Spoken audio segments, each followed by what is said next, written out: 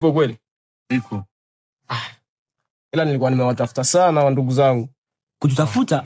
Mbona si tupo? Kibahati ndio nimewakuta hapa mzee. Na kitu ambacho nilikuwa nawatafutia, nilikuwa na mchongo fulani hivi. Mchongo? Kama mna muda ninaweza nikawaelezea tu. Kama mchongo gani?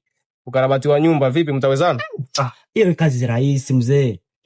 Mbona kazi ya kawaida? Haya. Kama vipi, unajua nina vitu vingi vya kufanya, ila tungeachiana namba za simu.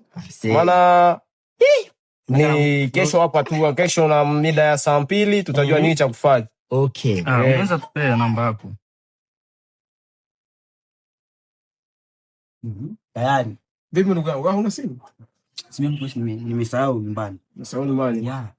Ila huyu atakuchekea, atakupea namba yangu afu tunajua jinsi ya kufanya. Ndio. Naomba niwaache mzee.